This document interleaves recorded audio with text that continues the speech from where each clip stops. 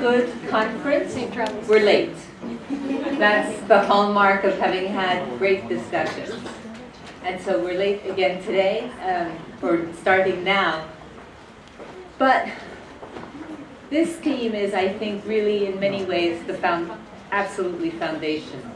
It's the question of how we can achieve or can even credibly be saying that we're working towards the reduction of violence against women, and really towards achieving a state of freedom from violence, which is actually the only condition at which any one of us is able to be an actor in our own lives and an actor in the political societies that we're part of. So I'm incredibly pleased to have a fantastic panel of speakers today. Once again, I'll refer you for their bios to the bio pamphlet that we've distributed. And I would ask us to be able to go through the various presentations again, and we'll collect questions at the end. So thank you all very, very much. And I'll start, I think we'll just do it in seating order and start with Jessica Stern. So please, Jessica. Thank you, Yasmin.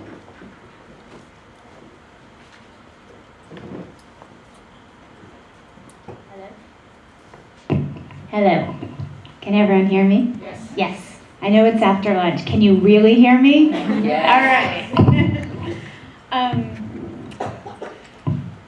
So I have to say, as the frequent LGBT speaker on otherwise non-LGBT panels, I never ever get asked to speak first. I'm always like, now that we've covered the basics, let's get to the queer perspective. So thanks, Yasmin, for mixing it up. I wanted to thank Columbia University for convening this space, and especially to Yasmin, who insisted on having an LGBTI perspective in this conversation. Although I know that there were many instigators working alongside Yasmin as well, so thanks to all of you. And I just want to personally also thank a participant who's in the room today, Yanar Mohammed from the Organization for Freedom in Iraq, who has been literally running up and down Manhattan, chasing after the government of Iraq and various other sundry people and stakeholders, and made time to be here today. So Yanar, thank you. I'm totally embarrassed to be presenting in front of you. And I'm just going to interrupt Jessica to say that Yanar will, I hope, be our first respondent for this panel, and we're all extremely pleased and honored to have you here with us today. So here's how I organized my remarks today. I organized it around 4 concepts. First, how and where LGBTI rights intersect with women's experience of globalization and violence. Second, I wanted to talk about the benefits of globalization from this perspective. Third, the disadvantages of globalization. And finally, some of the solutions. How does that sound? All right, good.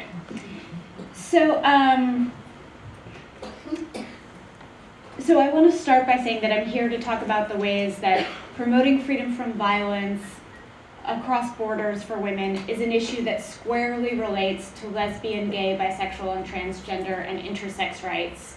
And I apologize in advance for speaking in acronyms, but I will say LGBTI or LBTI, because if I said lesbian, gay, bisexual, transgender, intersex, queer, and questioning, I would eat up all of my colleagues' time. So lest there be any uncertainty, let me just sort of name some of the ways that LBTI issues and violence experienced by women intersect. First and foremost, I'm here because of intersectionality, and I think a number of the panelists today have sort of made a case for intersectionality as a framework for how we address all issues experienced by women. And I'm particularly grateful to May Fabros and Elizabeth Tang for specifically naming lesbians in one instance and trans issues in other instances. There may have been some of you who also named LGBTI issues in your remarks. Thank you for the inclusion. I want to, just kind of state the obvious, which is that some women are young, some women are old, some women are sick, and some women are well, and some of us are lesbian, bisexual, transgender, and intersex. And as important as it is to talk about the ways that women enjoy human rights and experience human rights violations, we must also talk about the ways that the way we perform and enact gender and sexuality has a radical experience in our enjoyment and experience of these rights. And I feel like in spite of the gaps in this year's Commission on the Status of Women and the gaps in the Commission on the Status of Women on these issues year after year, we know these things to be obvious. Lesbians are women too. Bisexual women are women too. Transgender women are women too. Intersex women are women too. Transgender men are not women too, but transgender men may not be recognized before the law or by their communities as the lived gender that they experience. So they too must be a part of this conversation. And to make the point about the prevalence of violence experienced by LGBTI people within the context of globalization, I want to cite a study from the International Gay and Lesbian Human Rights Commission, where I work, and partners in 5 different countries that took place over a period of 3 years. And if you go to www.iglhrc.org, you can find. In data from Sri Lanka, we found that 2/3 of the respondents who were LGBT people had experienced physical violence at some point in their lives as a result of their actual or perceived sexual orientation or gender identity. More than 1/2 of the respondents experienced sexual violence. More than 1/2 had practiced self-harm. More than 1/3 of the total respondents had attempted suicide, and 100% of the respondents had reported families as perpetrators of emotional abuse. And so to put these stark realities into the context of globalization, I want to very quickly go through some of the opportunities that globalization presents for LGBTI people fighting against violence. First, on the social level, LGBTI people have found community online, and when you are isolated, I cannot express the invaluable quality of being able to find friends and community and loved ones in a way that's safe. Second, I want to say that the process of globalization has been informational. So LGBTI people fighting violence have actually been able to find access to social support services. They've been able to find out their rights. They've been able to learn about the sort of representations of our lives in different cultural forms. And obviously, when you have access to information, there's more of a likelihood that you're going to live safely, that you're going to escape violence, and you're going to advocate for yourself in times of crisis. I want to say that globalization has also brought with it money. There are financial implications to globalization in different ways, but one thing that's happened is because of increased travel, increased communication, and mutually reinforcing bilateral relations, I've seen more public and more private donors supporting LGBTI people who are trying to flee violence and prevent violence. Fourth, I want to name the representational quality to globalization. With more accessible means of communication, with the accessibility of travel, I see more examples where LGBTI communities are speaking out for themselves, and that is, to my mind, skipping ahead to the solutions, the first and last ingredient of a solution. It's, the people that are most affected advocating for themselves from their own lived experience. Fifth, I want to just mention the impact of the law. And here I'm talking both about comparative, regional, and international law. The progress on LGBTI rights is so varied at this particular moment in time. We're seeing grotesque setbacks in some countries that are choosing to use LGBTI people as political scapegoats. But at the same time, we're seeing brilliant advances. I don't know if anyone saw, but this week, I think it was the government of Turkey that was lambasted by a European regional court for requiring sterilization as a prerequisite for gender identity recognition for people who are transgender. This is incredibly important for the trans movement of Turkey. And then at the international level, I have to say that even though I feel somewhat despondent during the CSW, generally I feel like things are trending in a positive direction at the United Nations. And then last, on the sort of positives of globalization, I want to speak to the concept of acceleration. And here what I mean is that when we're not isolated communities, when we're not isolated activists, we have the opportunity to share best practices. We have the opportunity to say what's been hard, what's kept us down, and how we've overcome pitfalls. And I think that the ability to accelerate progress by working across communities is one of the most exciting aspects of globalization. Now let me say that our colleague here has informed me that I have wildly mismanaged my time and not really gotten to the challenges or the solutions. So let me just name one, let me name 3 challenges because she looks really nice. And and I'll start with the sort of contagion effect. We're seeing new forms of homophobia and transphobia introduced in legal systems around the world. I would love to say that progress is contagious and hatred dies on the spot, but unfortunately that's not true.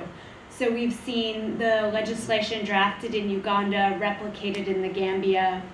We've seen the legislation drafted in Russia replicated in Kyrgyzstan. And I think this race to the bottom is absolutely and utterly terrifying. And so what I keep advocating, and if any of you in this room are donors or members of government, what I keep advocating for is a race to the top. So we can't only invest in the places where the situation and the crisis is most dire, although we absolutely need to allocate resources in those places. But where we actually are at a tipping moment, where we're on the precipice of change, where we can see the potential to lift the bar higher, we also have to invest in these models that can bring about, kind of higher order, a higher possibility for all of us. The second thing I just wanted to say, particularly from the perspective of someone who's a lesbian and stands at the crossroads of different movements, professionally and personally, I feel absolutely terrified by the ongoing invisibility of lesbians as a category within the LGBT movement and within the movement for women's rights. And I would love to say that it's different, and I would love to say that, it's getting better, but I'm not always so sure. I think sometimes actually we're sliding backwards. And when I can try to look and, think of my colleagues around the world working on these issues, I feel like I don't often hear a gender-based lens in the LGBT movement when we need it, and I don't always hear a queer lens in the women's rights movement when I think we need it. Last but not least, I think one of the phenomena of globalization that's incredibly terrifying is I think there's sort of a reinforcement of the spheres of influence of men and patriarchy. And here I'm thinking about militarism, I'm thinking about capitalism, and I'm thinking about conservative forms of organized religion.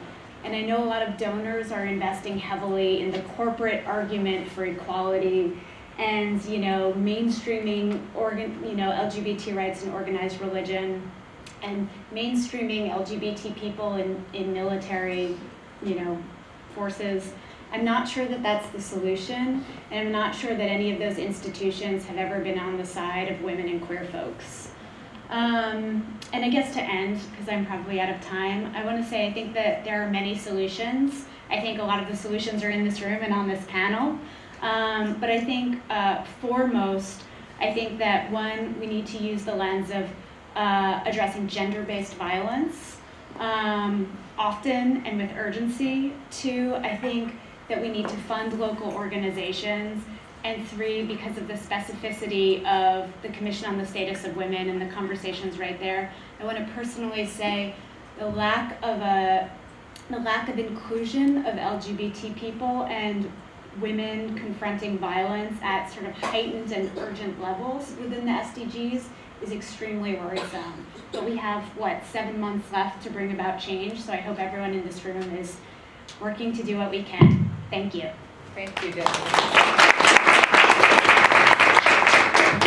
Next speaker is Erin Gallagher from Physicians for Human Rights. And it might say in your program, Susanna Sirkin. That is not me. That is a colleague of mine who was not able to be in New York today. So I got an email when I was in Geneva last night asking if I could fill in. So bear with me today. My background is as a war crimes and human rights investigator, both in Bosnia, then in Libya, then in Syria, and then recently I just returned from a visit to Kurdistan, meeting with victims of ISIS-impacted areas. So I speak to you very much through the lens of a practitioner, of an investigator in the field that's going into tents, speaking with victims, speaking with witnesses, their families, and with organizations. And I'll speak